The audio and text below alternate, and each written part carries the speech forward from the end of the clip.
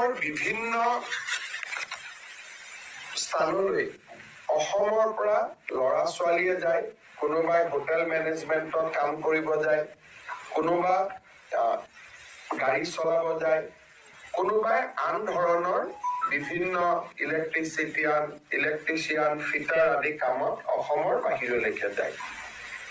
এই ইণ্টাৰনেশ্যনেল বা আন্তৰ্জাতিক বজাৰলৈ যোৱা যুৱকসকলৰ এড্ৰেছ আদি আমাৰ লগত নাথাকে।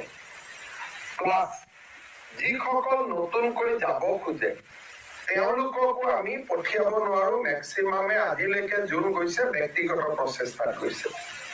এতিয়া ভাৰত চৰকাৰৰ বৈদেশিক পৰিক্ৰমা মন্ত্ৰালয়ে আমাক কৈছিলে যে আপোনালোকে যদি এটা আছাম ইণ্টাৰনেশ্যনেল স্কিল চেণ্টাৰ খোলে, আমি আপোনালোকৰ লগত এখন বুজাবুজিৰ চুক্তি কৰিম আৰু আমি ল'ৰা ছোৱালীবিলাকক জাৰ্মানত যাব খুজিলে জাৰ্মানী ভাষাত, কোনোবা ডুবাইত যাব কৈছে তাৰ স্থানীয় ভাষাত, ইংলেণ্ডত যাব কৈছে ইংৰাজী ভাষাত, ভিছা, পাছপৰ্ট আৰু ট্ৰেইনিং, এই গোটেইবিলাক কৰাত আমি সহায় কৰি দিম।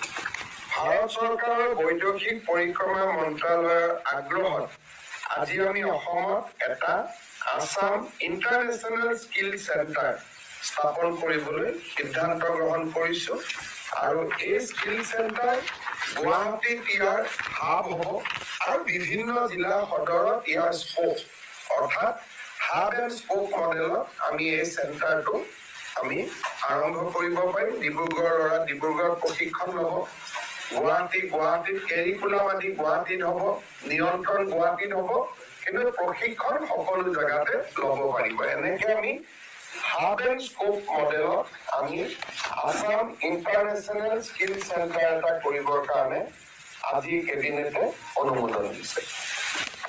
তৃতীয়তে আপোনালোকে জানে যে আমাৰ বৰ্তমান অৰুণোদয় প্ৰশেষ চলি আছে, অৰ্থাৎ 15 তাৰিখৰ পৰা 28 তাৰিখৰ ভিতৰত অৰুণোদয় 3.0 আমি হিতাধিকাৰীসকলক নিৰ্বাচন কৰিব খুজিছো আৰু অৰুণোদয় 2.0 আমি বন্ধ কৰি 3.0 লৈকে যাব খুজিছো। 3.0 বেছি হিতাধিকাৰী থাকিব, সম্প্ৰসাৰিত ব্যৱস্থা হ'ব, লাহে লাহে জীৱন বীমা আদিৰ লগতো লিংক আপ হ'ব। কিন্তু এই অৰুণোদয় আঁচনিখন হ'ল দুখীয়া মানুহৰ কাৰণে কৰা আঁচনি। আমাৰ চৰকাৰৰ দৃষ্টিগোচৰ হ'ল যে 682 জন চৰকাৰী কৰ্মচাৰী অৰুণোদয় আঁচনিৰ ধন আজিলৈকে লৈ আছে। যেতিয়া তেওঁলোকৰ একাউণ্টবিলাক আমি বেংকৰ লগত মেচ কৰিছিলো, তেতিয়া আজি ধৰা পৰিলে বা আমি গম পালো যে 682 জন চৰকাৰী কৰ্মচাৰী, যি ৰেগুলাৰ কন্ট্ৰেকচুৱেল নহয়, যি নিয়মীয়া চৰকাৰী কৰ্মচাৰীয়ে অৰুণোদয় আঁচনিৰ ধন ইমান দিনে লৈ আছিল।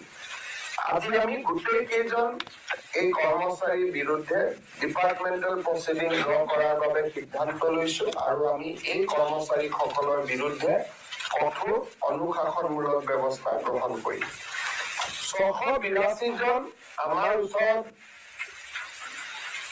পৰ্টেল আমাৰ ধৰাত পৰিছে, কিন্তু হয়তো এই নম্বৰটো আৰু বহুত বেছি হ'ব পাৰে। অৰুণোদয় আঁচনি চৰকাৰী কৰ্মচাৰী থকা পৰিয়ালে পাব নোৱাৰে। সেইকাৰণে কোনোবা যদি কৰ্মচাৰী এতিয়াও এনেকে টকা পইচা লৈ আছে, মই তেওঁলোকক যাতে ডিপাৰ্টমেণ্টেল প্ৰচিডিঙৰ আওতাত আহিব নালাগে, ভলেণ্টিয়াৰী তেওঁলোকক নিজৰ নাম অৰুণোদয় আঁচনিৰ পৰা আঁতৰাই দিবৰ বাবে মই অনুৰোধ কৰিম। আৰু এই 682 জন কৰ্মচাৰীৰ বিৰুদ্ধে আমি কঠোৰ অনুশাসনমূলক ব্যৱস্থা আমি গ্ৰহণ কৰিম।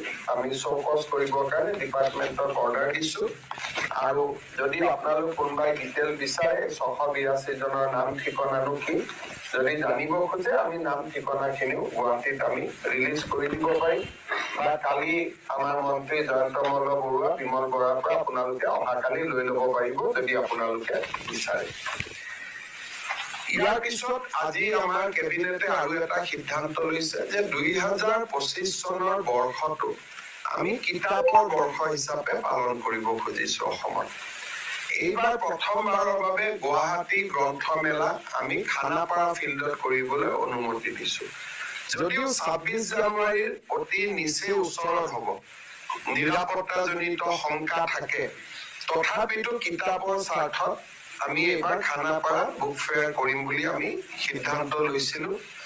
আৰু আজি আমি কেবিনেটত সিদ্ধান্ত লৈছো যে প্ৰতিজন মন্ত্ৰীয়ে বুক ফেয়াৰত যাব, কিতাপ কিনিব আৰু ডিপাৰ্টমেণ্টৰ পৰা য'ত যেনেকে বাজেট আছে তেনেকে কিতাপ কিনিবৰ কাৰণে চেষ্টা কৰিব।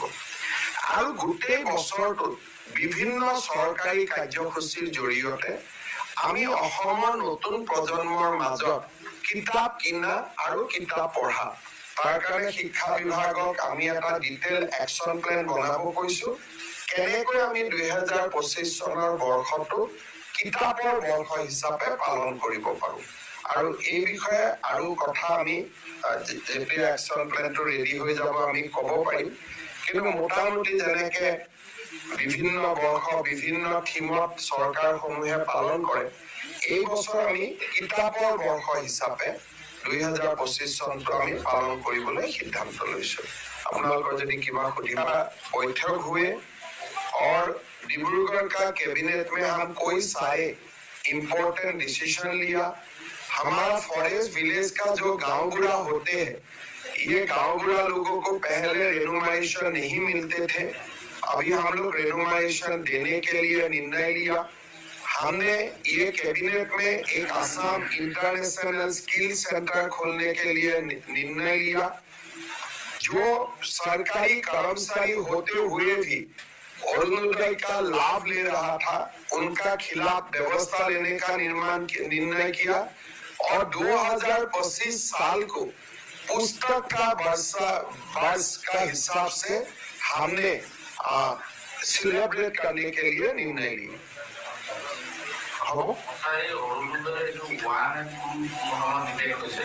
এইটো অৰুণোদয় টুৰ ওৱানৰ খিনিতো অলৰেডি আমি সেইখিনি যিহেতু ওৱানৰে বহুত টুত সোমাই গ'ল, গতিকে ওৱানৰ ডাটাবেছ এতিয়াও আমি নাচাওঁ, অৰুণোদয় টুৰ ডাটাবেছটো আমি চাওঁ।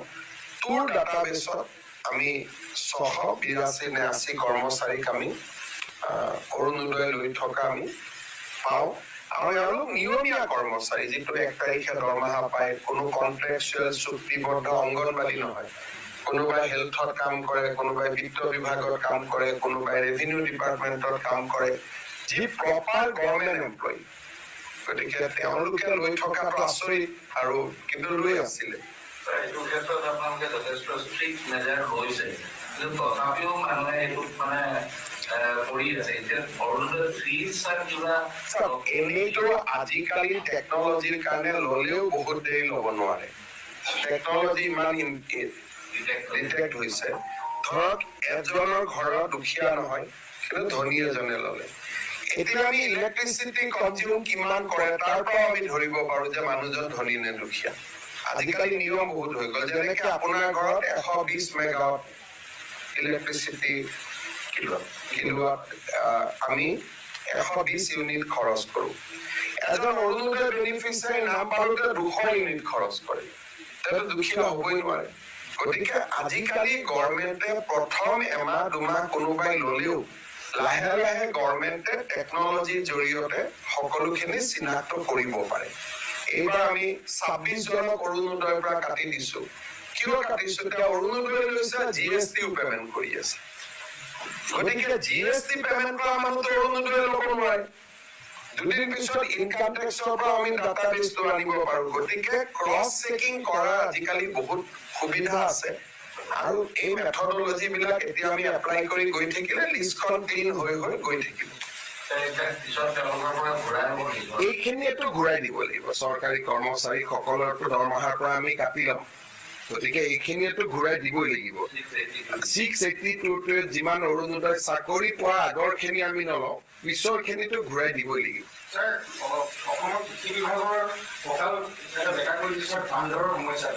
এতিয়া কি কৰিব বান্দৰখিনি? মইতো